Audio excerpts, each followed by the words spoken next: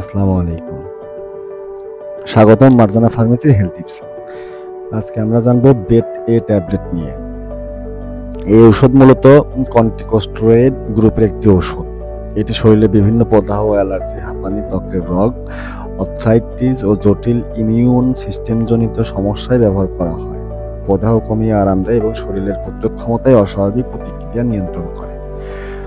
সাধারণত ডাক্তার রোগের ধরন ও অবস্থার উপর ভিত্তি করে ডোজ নির্ধারণ করেন। কখনো দিনে একবার, কখনো কয়েকবার। সবসময় চিকিৎসকের নির্দেশনা অনুযায়ী খেতে হবে।